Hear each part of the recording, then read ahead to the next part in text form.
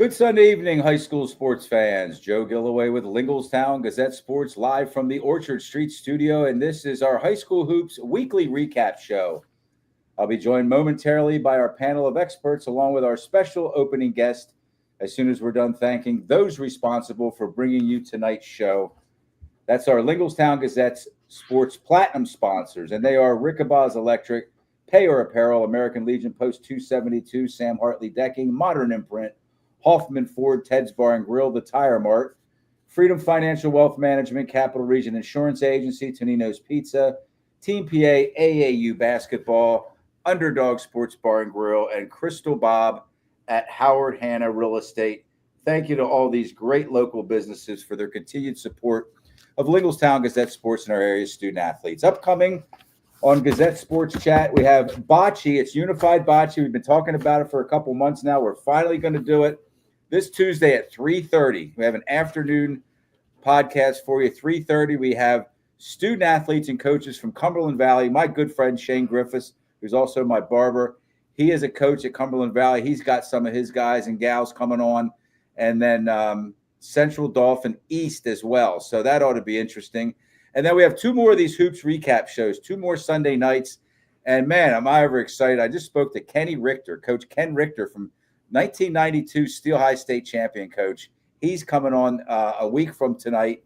And then I believe Kirk Smallwood, Coach Kirk Smallwood from Harrisburg is going to do the last show 2 Sundays from now. I did speak with him yesterday, and we just haven't ironed out whether or not he can definitely make it. But if we could get tonight's guests, Coach Rick Perez, Kenny Richter, and Kirk Smallwood, all three in a row, man, we're doing something right. So anyway, tonight's opening guest is a 3-time state champion head coach at Reading High School who finished his stint in charge of the Red Knights program as the school's all-time wins leader. He stepped away on top after a dramatic overtime win over state powerhouse Roman Catholic. He stepped away on top after a dramatic overtime. Oh, I'm hearing feedback. I'm sorry. He stepped away on top after a dramatic overtime win over state powerhouse Roman Catholic in the 2023 PIAA Class 6A championship game. We'll find out tonight how he got his start in basketball, the impact his time at Reading has had on him, and what he's up to today. It's our pleasure to welcome back an old friend, champion coach and champion leader of young men, Coach Rick Perez. Coach, thanks for joining us. Thank you, Joe, for having me.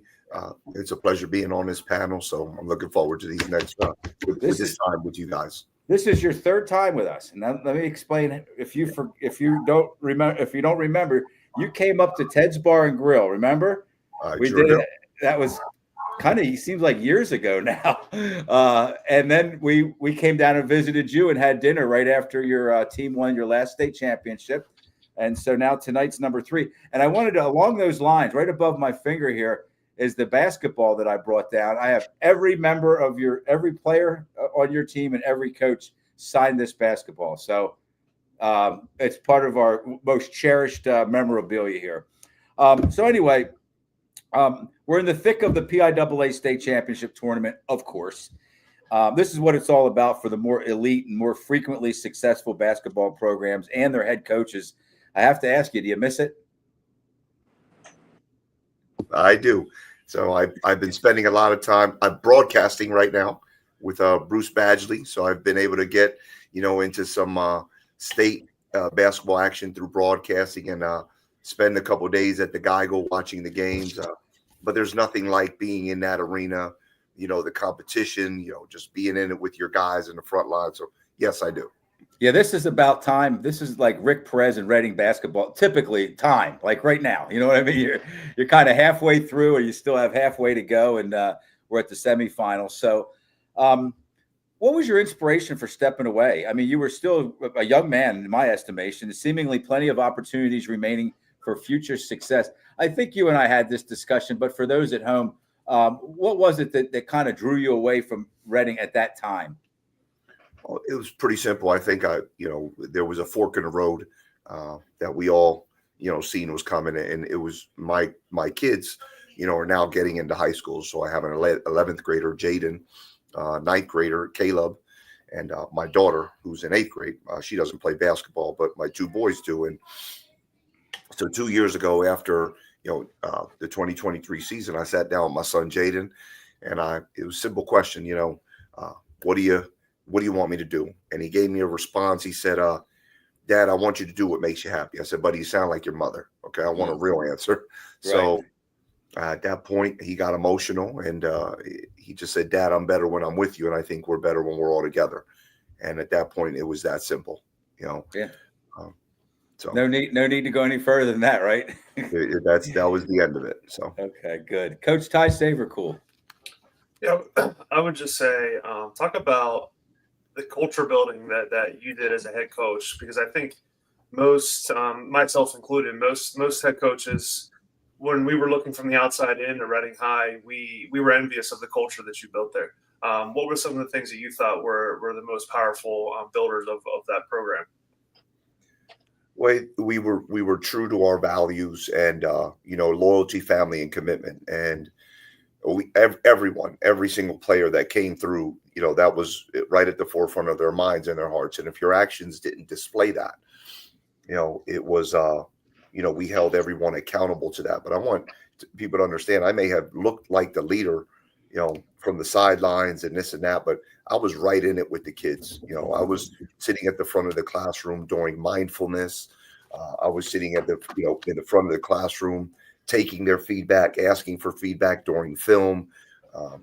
And I think it was the vulnerability that, if anything, that I opened up for everyone to have, that really allowed them to, what we said when we said, I love you, brotherhood, family, those things weren't a cliche.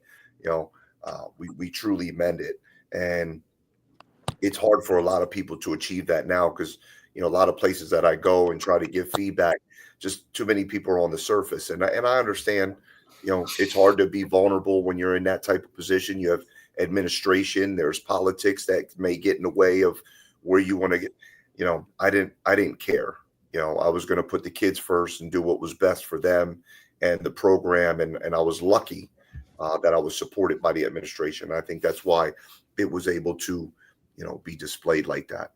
Good. How about the voice of Delco, Dave Berman? Come on in. Yeah, what more can you say, Coach? Just an unbelievable career, but you're doing a hell of a job at Muhlenberg, scrappy program as an assistant coach, and your man that coached under you, Matt Flowers. Talk about the experience first couple of years at Muhlenberg. Yeah, well, you have to. It's been a humbling one, and I'll tell you, with Flowers and I, we felt we had the we have the recipe, and you want to take this recipe now over to Muhlenberg. Because people will say, oh, that's Reading High basketball. Yeah, it's Reading High basketball, but those are things we did. So no matter where we go as a program, we're going to emulate all those things, And, we thought we had the recipe, and it takes time. No matter where you are, you can't cheat the process, as cliche-ish as that sounds. We can't. People have to embody that culture. They have to embody what we're trying to put together here. So it has been a challenge, because, you want people to run fast with you and trust you and let's go. Come on. We got something to show you. We could do this. And, they were a little reluctant. So you could see over time, things are getting better. And we as coaches have to be better, because, the young, hungry coach that Coach Flowers and I were at 32 and 30 years old, you got to do it again, and that's difficult. So it's been, we've had to take a step back, and we're building again, and really, really enjoy it, from this perspective. Okay, John Velios. Coach, good to see you again. Thanks for joining our show. And Linglestown Gazette Sports has been following you and Reading High for years, and now we're interested in finding out what's going on in Muhlenberg also too. But when I think of Coach Rick Perez, I think of passion for basketball. I mean, we've seen multiple games where you're just hyped up. You're walking up and down the sidelines of the players and high-fiving them and getting them motivated. Whether we are up big or down, you're still in the game.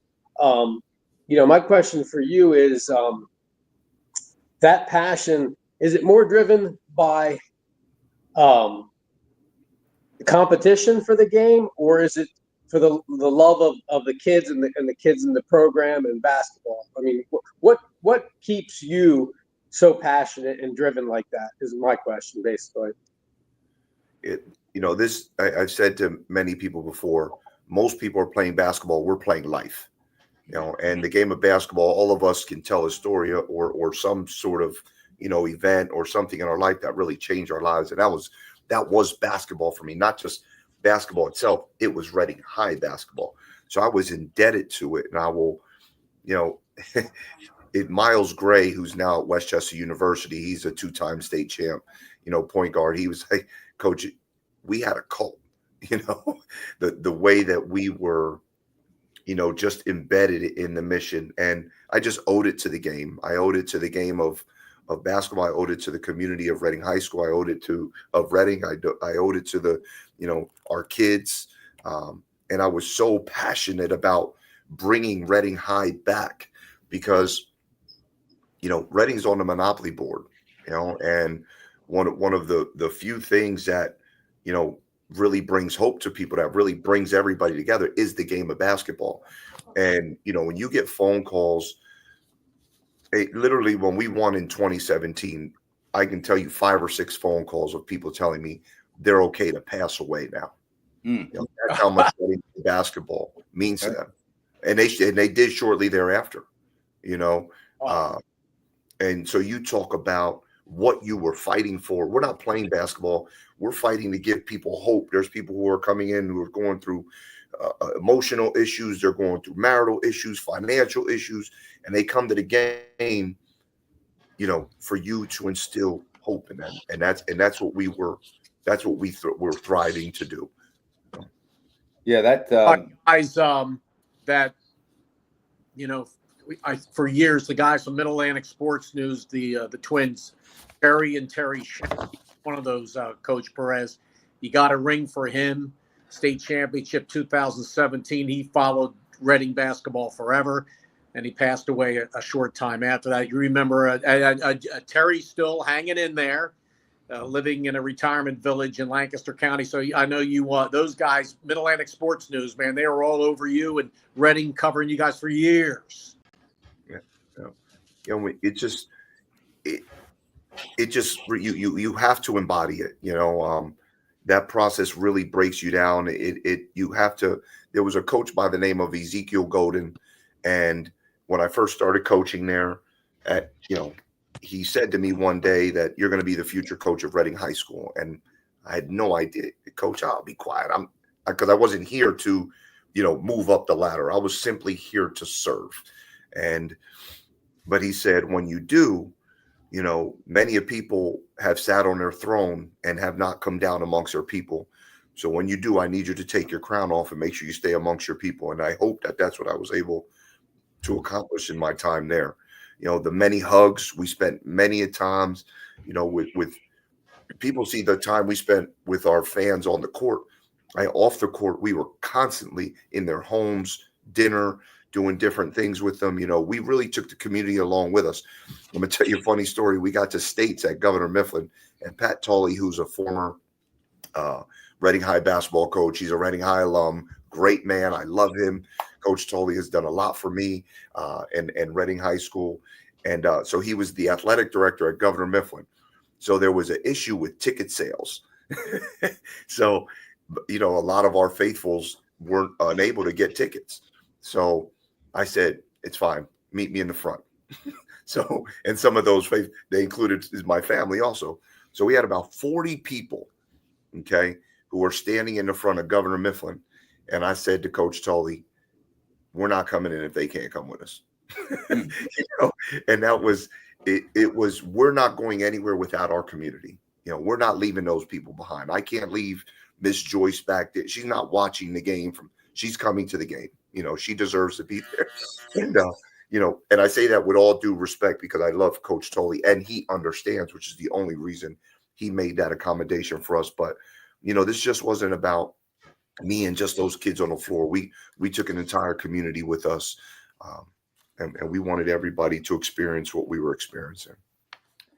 Thanks, Coach. I want everybody, the viewers that don't know your resume, 11 seasons. I mean, that's kind of long, but it's kind of the blink of an eye too. I'm sure when you were there doing it, it kind of felt like it went quickly, but you put a 25-year career into 11 years, 281 wins. You averaged 25 and a half wins a season. We had Snip Esterly on the show, a couple times, guys, right? And same average. He has 25.5 wins a season over his 36-year career. Number one in total wins at Reading. I think you beat, was it Jim Gano who was number one? Coach Gano. Yes. Yep. Gano. I'm sorry, Gano. Yeah. 6 Berks County titles. That's not easy to do. 5 District 3 titles, not easy to do, probably tougher to do. 3 state championships. So, you kind of packed a lot into 11 years there. And I'm not going to ask you to kind of rate or rank anything. Okay. That's not fair because you have different kids, just different sets of people that around you. But the last time I saw you coach was the last time you coached. And I was down at Giant Center, and I could sit on the floor, and I typically do, but I took my cousin down with me, and I said, let's go up and sit in the crowd.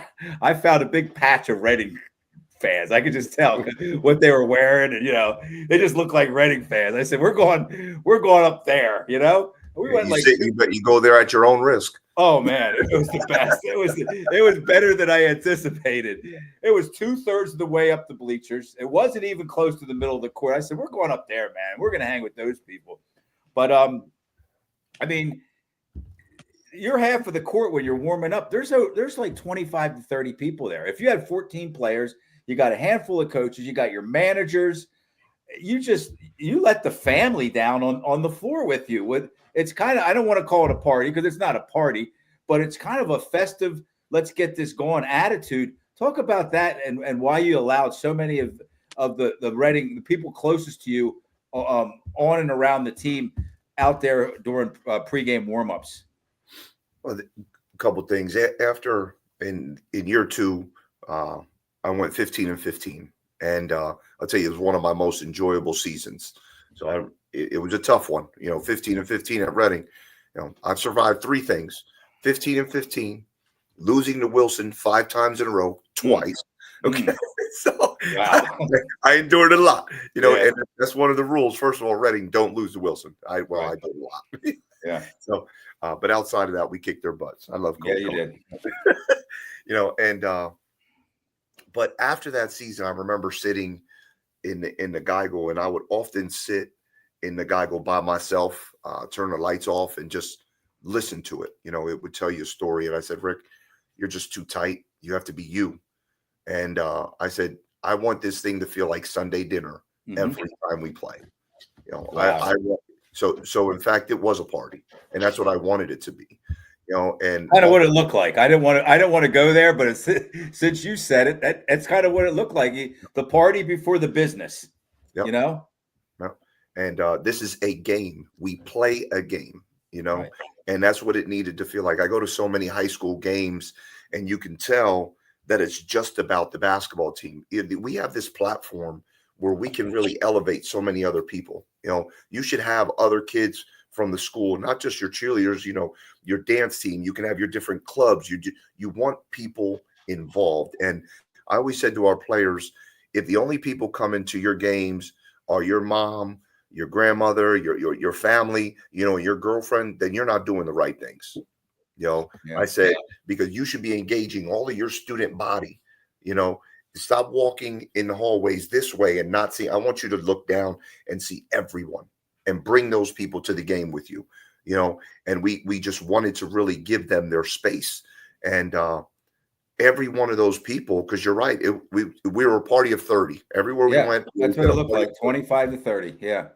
And they all had such an important job and held the standard in that position, whether you were taking pictures or your job was to help clean up the bench. You did that with pride. But all of those people left winning, whether a scholarship, different opportunity, networking opportunities.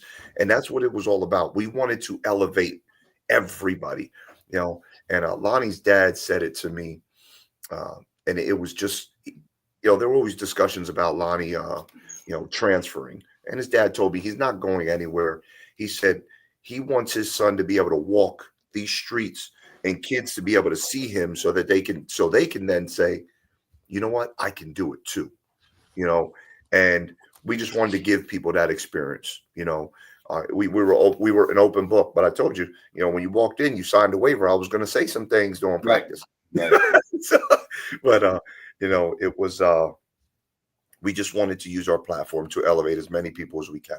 And then that game, and again, I'm not asking you to say, I don't know how you would top the 2017 title, but when people could die now, I mean, and I understand what that's all about, but that game, and I watch a lot of games, I mean, my stomach was flipping, my hands were clammy.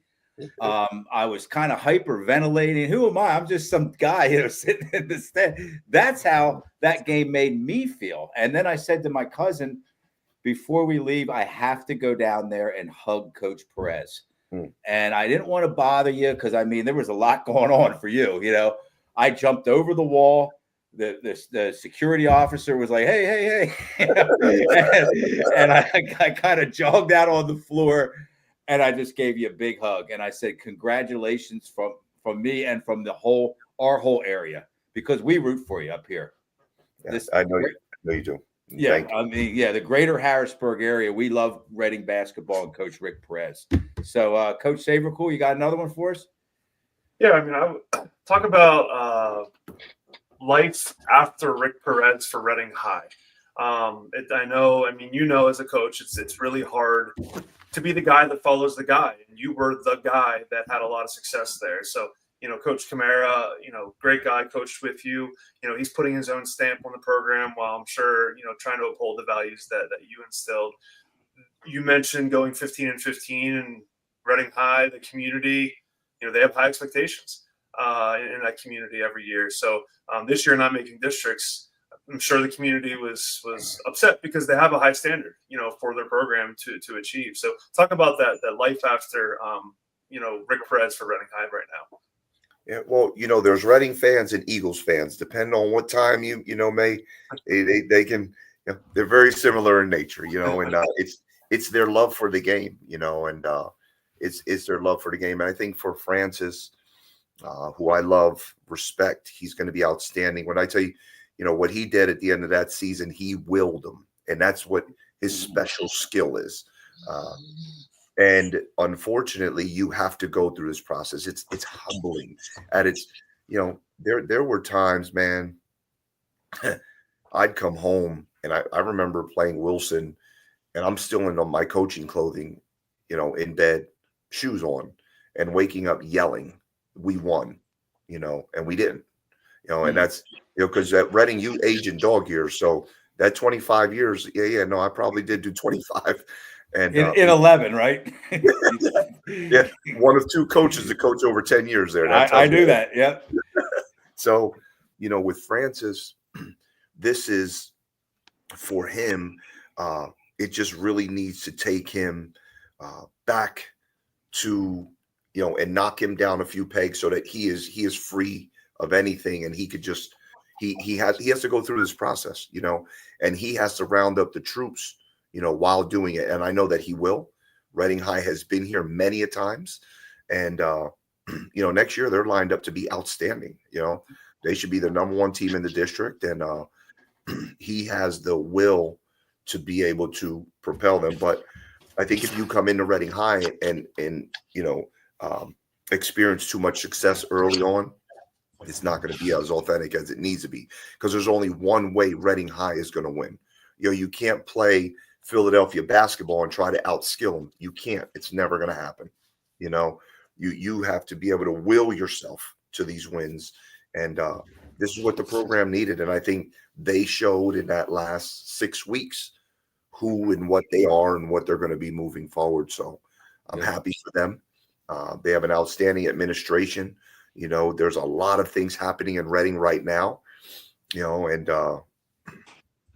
I think they can harness that energy once again and hopefully do, great things. Thanks, Coach. Okay, we held you 5 minutes extra. I'm sorry about that.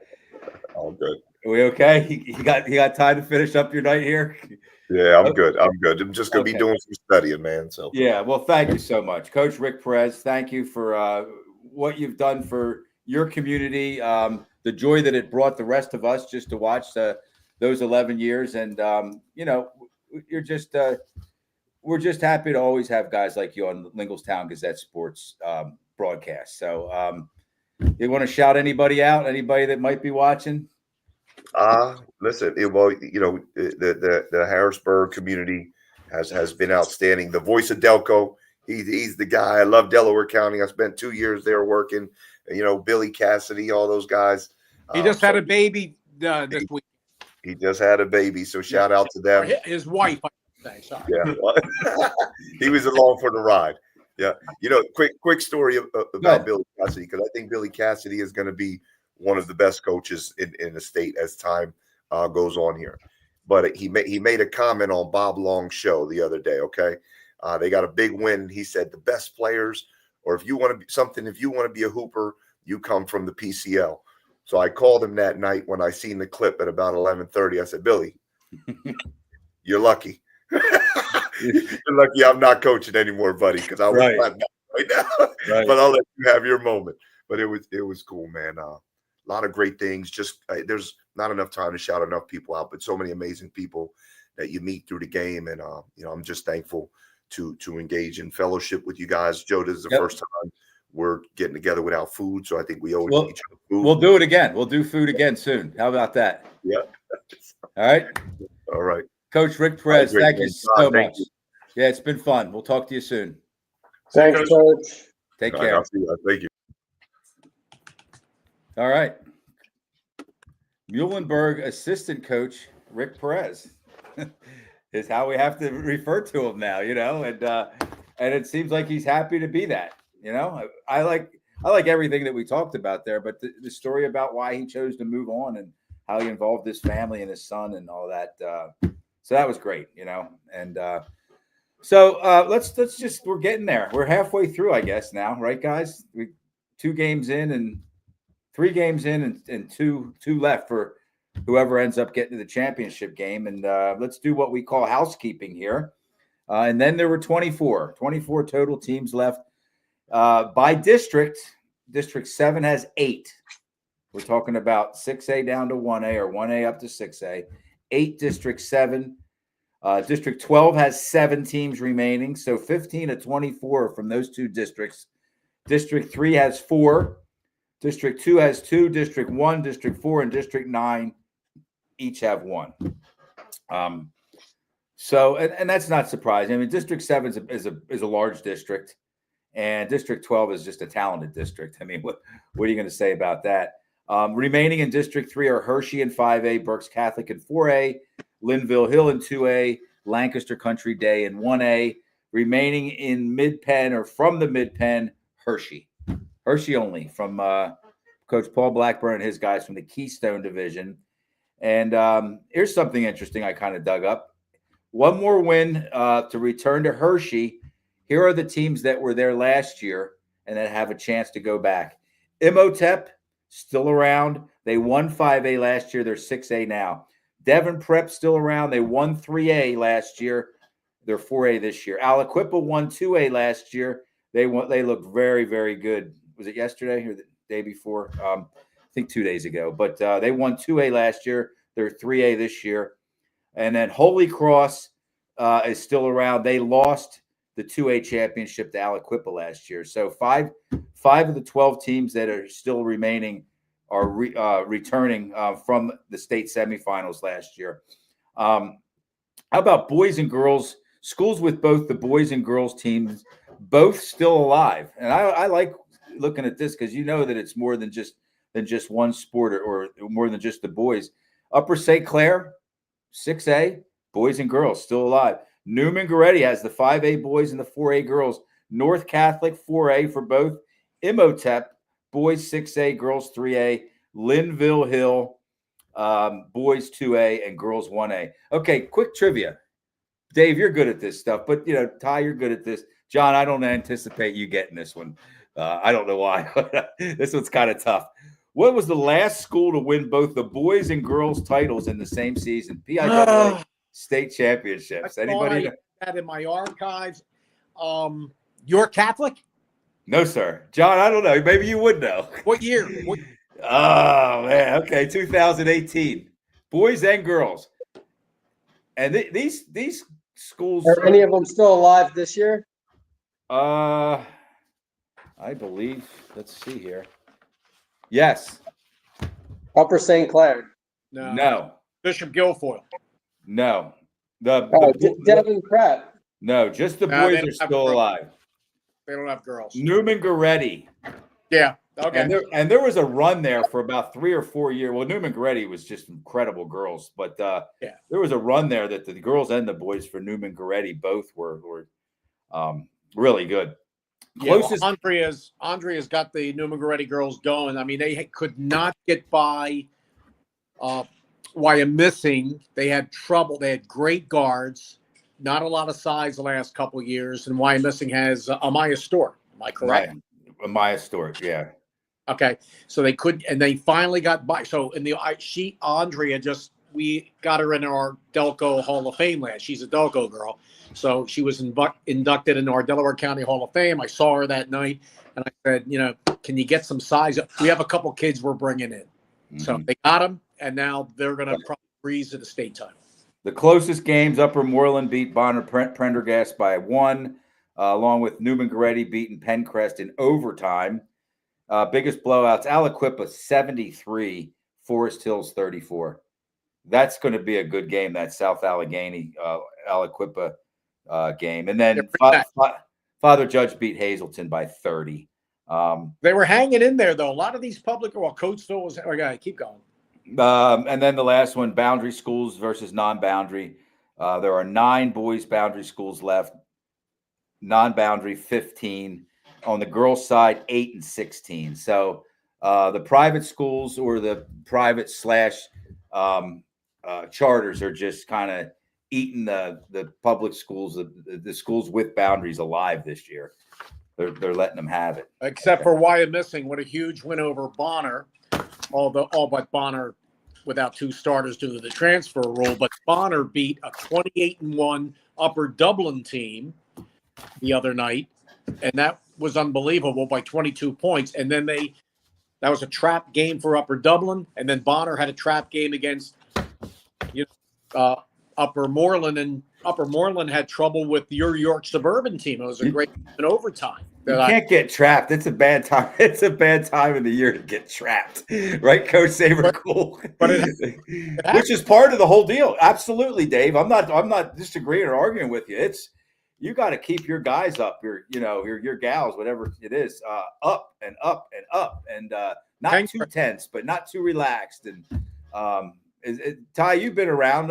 What's the kind of the psychological warfare of keeping your team, kind of on the straight and narrow and chins up and ready for everything for 5 games now? Well, you're kind of challenged. You're going through the challenge of you want those practices to be hard and game-like, but then you don't want to go too hard because it's a long season. So you got to get in good quality shots, not just shots. So it's kind of that chicken and egg, like, do you really ramp up practice or do you rest them because you're now in month 4 of the season? So it is a challenge. And I think Hershey, speaking of that, has a tough, because I think semifinals aren't until next weekend, correct? Like this coming weekend, like there's a whole week. There's a week off and then another week off. So think of Hershey. That by the time this Friday rolls around, they'll play 1 game in 2 weeks. With their bye. What a great point that is. That's a really so good point. that's a challenge. That I think we talked about it when Paul was on a couple weeks ago. But that week off between the end of the season and districts, like you can schedule scrimmages with other teams. You can do stuff. You can't do that in state playoffs because once the season's over, it's over for teams. You can't have a scrimmage. So, trying to keep that game ready mentality that's a challenge. Yeah, I let's transition over to the Hershey game. I want to talk about 4 games here, and they're all either Mid-Penn or District 3 teams. And we'll start with Hershey 57, West York 46. And my first note here, Hershey may have come out cold after that forfeit win in the round of 16. What you just mentioned, they didn't have a chance to play. Yeah, you could say, well, they got to rest and it's late in the season and you got, some aches and pains, but there's no, you can't, there's nothing that can kind of replicate playing in a game. right, Coach? That Yep. Yeah. you know. So, and then you kind of kept me up and abreast of what was going on. I think you were following it on Twitter, right? They played West York, who they had beaten in the district semifinals just I think 2 weeks prior. West York was up 18-12 early in the second quarter. They were up 26-23 at the half, 39-38 after 3. West York was up. Hershey went on a 17-1 run to close out the game after being down by 5 in the fourth. Cam Sweeney with 25 for Hershey, 12 for 13 from the free throw line for Sweeney. And it's for a coach, in this case, Coach Paul Blackburn, that's exactly how you want your guys to play. I mean, it's okay. It doesn't matter who's winning after 1 quarter or 2 quarters or 3 quarters. If you guys can get it together and do it at the right time, and that's what they did, right? Yeah, I mean, I think you put together when you go down in the first quarter, you just as a coach, you put together these short-term goals. Can we get it to under 10? Can we get it to under 5 by halftime? And for Paul to go in only down 1 into the fourth quarter compared to where they were in the first quarter, that's just baby steps, and then they explode in the fourth and ran away with it. I watched the stream.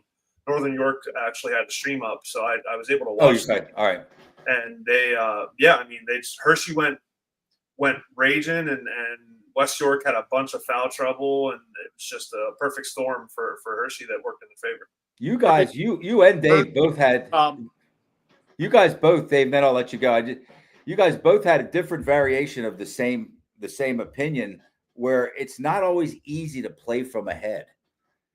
Because that team that's down, Dave, you said this too, this days ago. I forget if it was just you and me talking but that team that's down, they got this extra little incentive, and you're just kind of having to fend them off, kind of stiff arming them. And that's tough to do, right? Go ahead, Dave. Well, this is the further Hershey never could get past the second round. In 1973, lost to Abington Heights in the second round, 62-59. Second round loss in 74 to the Abington Galloping Ghosts. 2008, you guys remember this game. Second round, Steel High beat them 71-51. Chester beat them, game I announced on DeltaHoops.com, 2017, 61-51. They've been knocking on the door. Gateway lost in overtime 3 years ago. And then 2 years ago, lost to Penn Hills in the second round. So what are you in the state semifinals? When is the last time a public school from the mid-Penn advanced to the state semifinal round, guys?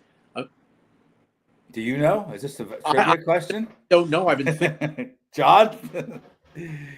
I mean, it's got to be Harrisburg, I would think.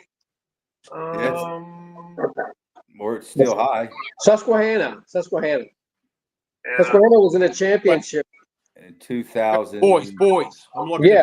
Yeah, like 2008, something like that. Was that Well, what? No, later than that. Later than that, yeah. 2010, 2011, Devin Thomas' senior year at CD. We were in the state Final Four, played Chester at the Geigle. There we go. Good one. Yep. No, it had to be Susquehanna. They were in the state championship against, I think it was Newman Goretti. They lost in overtime. Yeah. I was there. But was that after 2000? I think that was after. I think that was It was like 2010, maybe. 2014, guys. 14. Yeah, there you go. Okay. All right. Yeah, because I remember me and my son Gabe were there, and it was a wild game. Wow, it's been that long. Yeah, they beat 42-31 Susquehanna Township. Vince Rogers, great coach, beat Central Valley from the Whippeal, and then in the state final, that close to beating Jaquan Newton. OT. Ready. Overtime. Yep. I was at Mr. G's Sports Bar and Grill watching that game. If anybody knows of anybody else in a public school at mid-Penn, not Trinity. I don't even know the last time they made the semis, but they lost to Lincoln, I think, just about 5 years ago in the championship in overtime. But anyway, yeah, It was with Chance Westry. Yep. And so they were more recent, but they're not a right public school. So let's move on here. Let's talk about Coatesville 59, Cumberland Valley 56. I was at that game, that doubleheader. And, I mean, Cumberland Valley kind of did all they needed to do, except for the last few seconds to win that game, Coatesville was very physical. I thought Cumberland Valley might have been a little more skilled. I don't know, just as basketball players, maybe not. I mean, that is it Amon Foltz? Amon Folks. Amon Foltz. Well, Man, he was something else. But Cumberland Valley turned the ball over on a 5-second violation. And I'm not going to just go straight to the end. We'll talk a little bit about what led up to it. With 24 seconds remaining, the player, I would never mention his name here, but it was a backup player who committed the turnover after starter J.J. Lebo had left with a head injury. Lebo went down hard. He went down really hard. And he just wasn't even anywhere close to being able to stay in the game. And I mean, that place is packed. It's Geigel complex. It's it's Coatesville. There was just so much going on there. I mean, you guys, you've all been to games like that, and to be put into a game like that. And I'm not saying that any of the other players couldn't have done that, but it was just a tough. And I thought that Cumberland Valley had timeouts left. It looked like a situation where a timeout could have been called. But then Coatesville killed 20 seconds, 20 of the 24 remaining seconds. Did anybody else watch that? The last possession for Coatesville? They did a great job. I mean, Cumberland Valley kind of let them move the ball around, but they did a really good job of just kind of moving the ball around the perimeter and getting it to the right guy at the right time. Was it Amon Foltz? He made folks. It had to be a 26-footer. It had to be. It was 6 feet past the line. 25, 26-footer, nothing but net. And there was 3.9 seconds left when the ball went through the basket. Cumberland Valley was awarded the timeout with 1.3 seconds remaining. I wouldn't expect you usually don't get the whole 3.9, but 2.6 seconds, that's a lot of time, Coach Savercool, between when the ball went through the basket and when they were awarded the timeout, isn't it? Yeah, I mean, there's a small gray area there with the referee has to turn, acknowledge the timeout. It's not like in college or NBA where ball goes through the hoop and the clock stops, keeps running. So by the time ball goes through the hoop, Vespi or whatever coach it may be calls the timeout, ref turns, sees it. I mean, in a perfect world, probably should have been about 2.5, 3 seconds on it. 1.3, it's hard to do much. 1.3, you have about 1, maybe 2 bounces and a quick shot after that catch if you're able to catch it. Length of the floor. Got to go the length of the floor. Got to go, yeah. Yep. Got to cover at least 50 feet in the air at the very least. So I'm asking you this because you're the coach of the crowd of the group here. It's not like football then where you can't get up behind an official and go, hey, if they score, I need a timeout right away. You do that in football. Is that something that you can do it? It's a little bit easier in dead balls, like in a free throw. Like if ref's in front of you and you're shooting a free throw, and you say, "Hey, we're calling a timeout here." If he makes that second one, the ref knows. Most refs will just turn to you and say, "Hey, give me the signal," and still call it. Right. Just so that it's there. But it's a little bit harder in live play, especially considering where Cumberland Valley's bench was. Vespi had to go down to where those refs were. So if anything, maybe just get closer to half court or something, and because the ref's not going to ding you for that if you're calling timeout. Yeah, if they're going to grant it to you. Where Cumberland Valley was on the opposite side of where the ball went in, their bench. Yep. If had it been Coatesville needed the timeout, the coach would have been right there. I mean, you can go down, whole way down into the corner if you want. So for Coatesville, Folks had 20, Larry Brown 13, Nazir Williams 10, and Colton Hiller 10. For Cumberland Valley, Creston Austin the third scored 22. D'Olimpio scored 20. Nolan Bazolka only had 6. They were really all over Bazolka. I mean, they were covering him. Kind of looked like he was getting a little frustrated. And he's cool as a cucumber, man. He's one of my favorite athletes I think I've ever covered, And they frustrated Sharif Jackson yesterday, Coatesville. They were very physical on the 6'8" Sharif Jackson. You saw him for Roman the other night. Right. Largest lead of the game was 6 for Coatesville. Very brief. I don't even remember a 6-point lead for either team, but I went back and I did a little bit of investigating. Cumberland Valley, who kind of, I don't want to say live and die by the 3, but they really kind of count on scoring a lot of points from there. 5 for 17 for 29% from 3. So they only scored 15 points outside the arc. And the majority of the game were just lead change after lead change after lead change. One up, two up, three up, back to two, back to one to tie. So for Cumberland Valley, they finished 24-6, shared the Commonwealth Division. Let's just say that they won it on the head-to-head over Central Dauphin, but technically they shared it. Then they won the Mid-Penn with wins over Mechanicsburg and Trinity. And so they had a successful season, I think. I mean, I don't know what they expected. They did have a lot of really good teams. This was probably that season that they were hoping it would all come together, but they ran into a good team.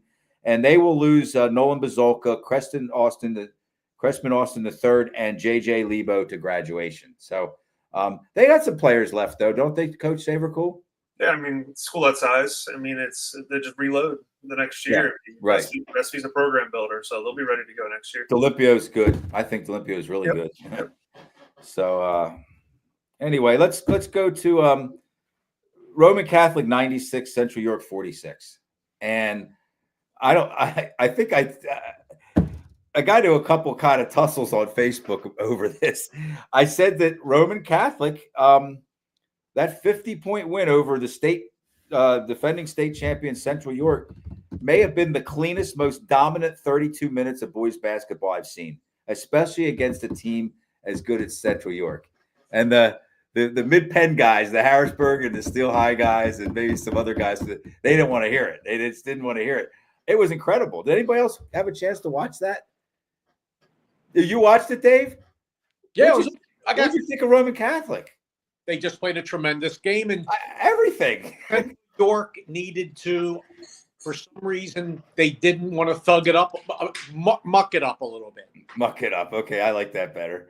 What be a thug. That's okay. That's all right. But what Coatesville loves to do, they did it a couple of years ago, and Archbishop Wood, and they fell a little bit short there. They fell short to Coatesville yesterday, or to Roman yesterday, Coatesville. But yeah, I'm surprised Central York, but they're not really known to be that way. To muck it up. Yeah, they're kind of, yeah. So they were only down 6 after a quarter. It was 26-20, Roman Catholic after one.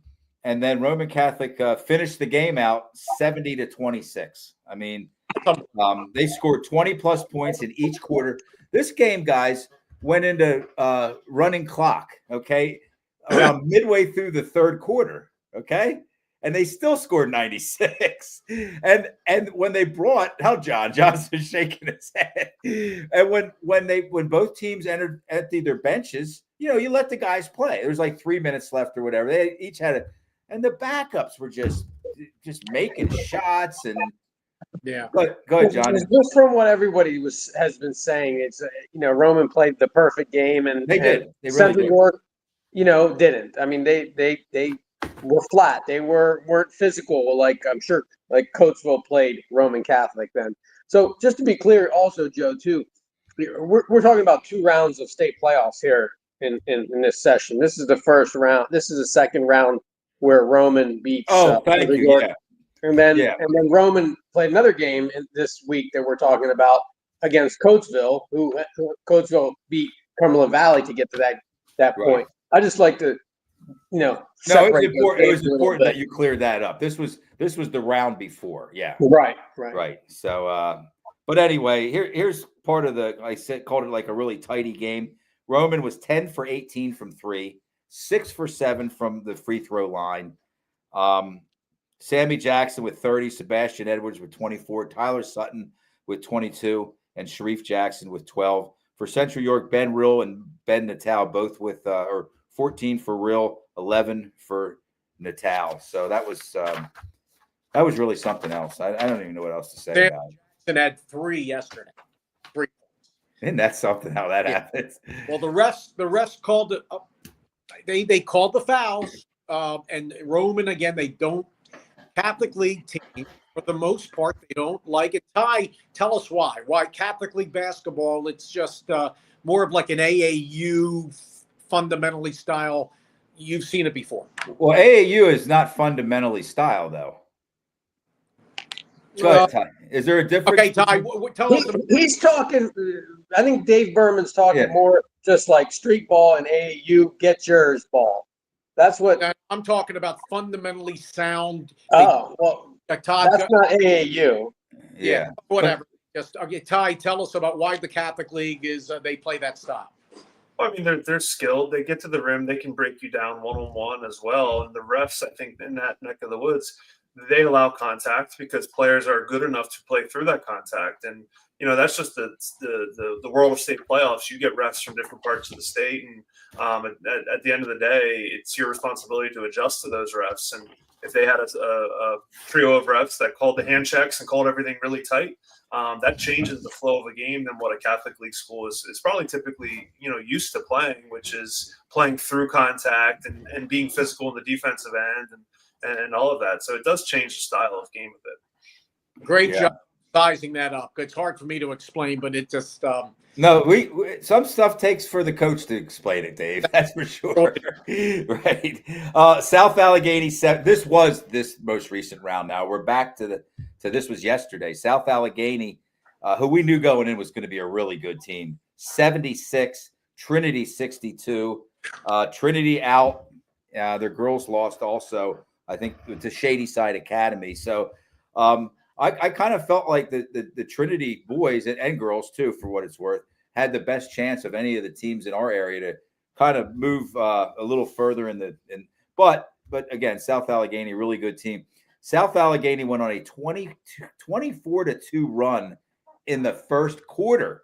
That's just a run. They scored 29 points.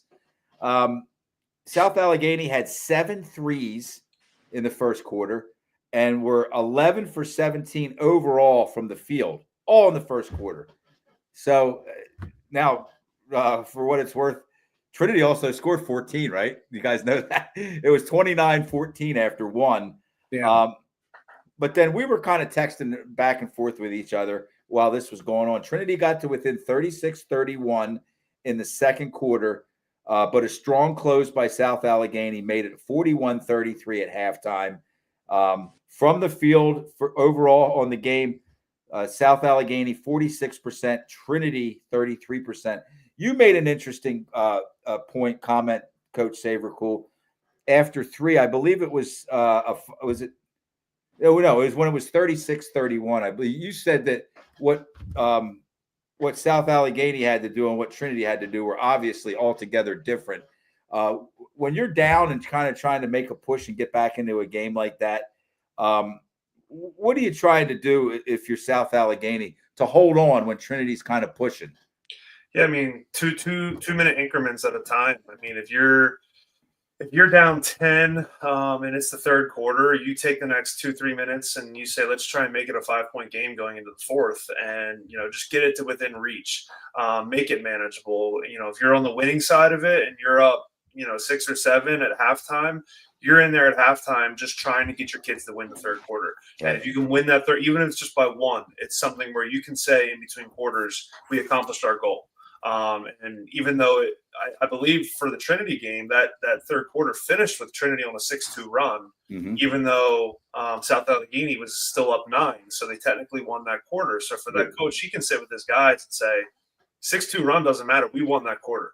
Correct. We did our job. Reset your minds, and you're good to go in the fourth quarter. And seemingly that's what happened, because then South Allegheny kind of just took it from there. Yeah, exactly what you said they needed to do. They did. They won the quarter by a point. Yep. South Allegheny from the sports-rich area of McKeesport, right outside of McKeesport. Yeah. Yep. So John Ruby. Is that where he's from? Yeah. John Ruby, one of the greatest of all time. Yep. And we're going to see John Ruby at the March Madness soiree. Yeah, okay. You'll see him there. Is that Friday? This Friday. John, you have some free time? Yeah, the selection shows tonight, right? Right now. Yep. Okay. All right. Okay. So Owen Schlager finished with 24 for Trinity. Andre Steele with 12. Marcus Yeager with 11. That's their big 3 for sure. Schlager finishes his career unofficially. I did the math. I used PAD3.org.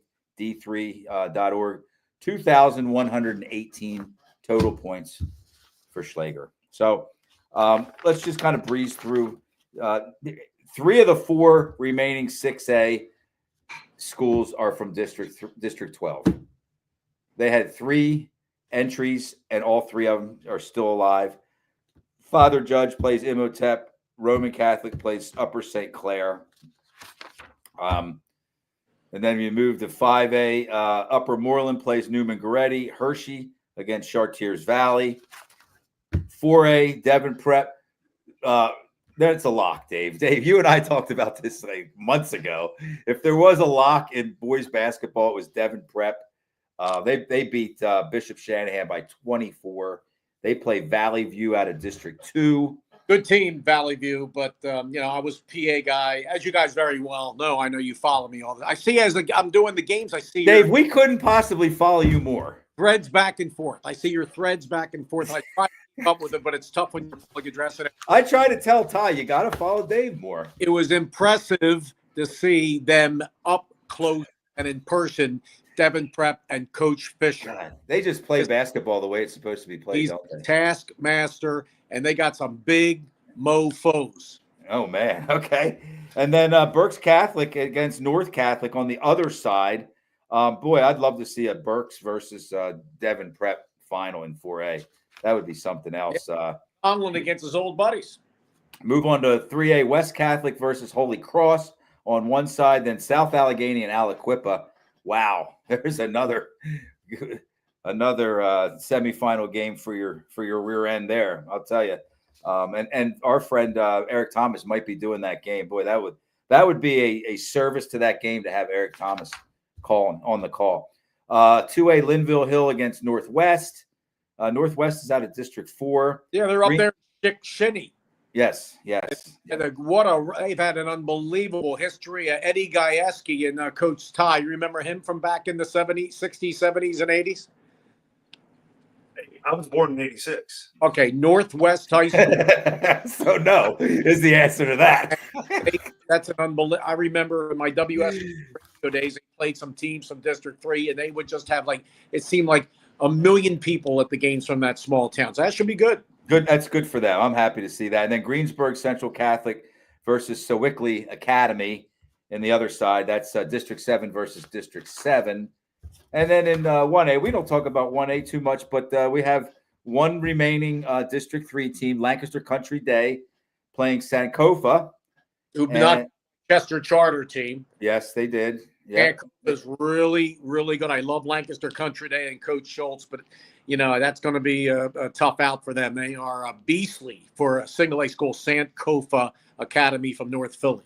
And then the neighborhood out of District 7, neighborhood. Jerry Johnson gave it a good shot, La Academia, but just not enough for that. Dave, you know your stuff, buddy. Man.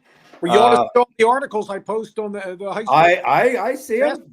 Dave, I do. I love following Dan Sostek, right? Sostek? Yes, Penn Live. He's on our show sometimes. His article, I put it on the day with all those great pictures. Yeah. And there's a lady named Velios who does a great job of photography too. Is she related to you, John? It's my sister. Kathy Velios, what a job. No, not Kathy. No. I mean, I don't steal her pictures. I share her pictures all the time. Vicky's one of the top sports. I don't think she's doing it much anymore, though. It might be another person.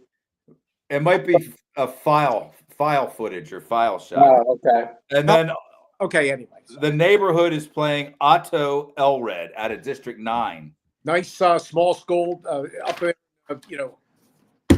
elk country. So yeah, but neighborhood probably going to be neighborhood, and I like Lancaster Country Day, but Sankofa and that I would hope Sankofa can win it for us here in the Philly area. John, what do you got in District 1? What are your predictions? District 1? I mean Class 1A. I'm sorry. 1A. Yeah. I don't know anything about 1A. I knew you didn't. Look, get on the it's a free newspaper, Trib Live, Tribune Review. Yeah, they do great. People coverage, history. You guys should live and eat. Oh, I'm sure you do live and eat, breathe this stuff. Yeah. So only one District 1 team left, Dave. Upper Moreland, right? They got the Colt. They're tough. They're tough. I don't know, but Goretti on our Pencrest team, public school from media, took them to overtime. We had a 4-point lead in the last 30 seconds, and Goretti found a way to send it to overtime. Goretti wins it again. It would be, I love Goretti, Arragale and stuff, but I'd like to see Upper Moreland get the win, but it's going to be it'll be tough, obviously. Anything else for the cause, guys? We just hit an hour. So Yeah. All right. On the girls' side, uh-oh. You're right, John. Right, Joe. What's that? South Fayette beat Hollidaysburg 70-50. South Fayette is the Devon Prep of the girls' side. They're a lock, and I But- knew that. We knew that. South Fayette beat Altoona by like 40 or 30 or something. This was like the first game of the season, but if you're playing a 6A school, who I still think Altoona is probably a top 4 to 6 girls school team in the state, beating them by that much. Yeah. But down here we have our Strathaven girls got knocked out by Crestwood in 5A. Strathaven, it was PA for a bunch of their games this year. Now the next, it looks like it's going to be Archbishop Wood against South Fayette. I'm thinking in the 5. Wow. Press row to see all this stuff, and you've seen Archbishop Wood girls over the years. I'm going to be camping out down at Giant Center. This seems like a good year. They're never bad years, but I'm excited. Well, you should. Yeah, I would like to see you get the public address. A PA. Hey, I'm not on that pecking order. That no. Well, Rick Fox is. You guys. He's ahead of me. He's a seasoned vet. He's a grizzled vet. I've only been doing this 10 years. Schellenberg still doing it? He's still doing it. Okay. I would be their last resort, John.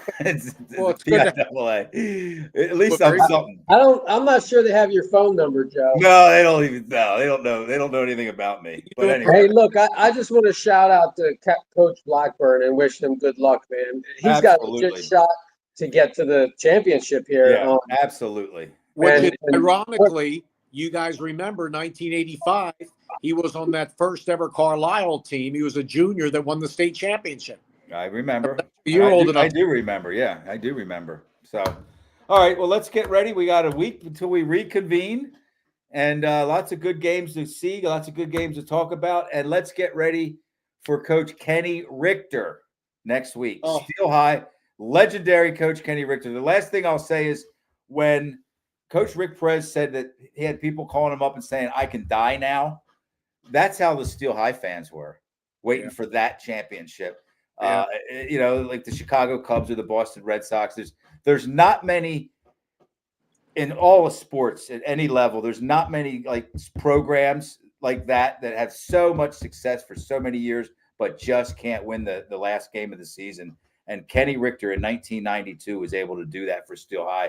He's excited, about coming on, and we're going to talk a little bit about that. And got a good picture of him. What's that? Got a good picture I sent you. Yes. We're going to start advertising that one here soon. All right.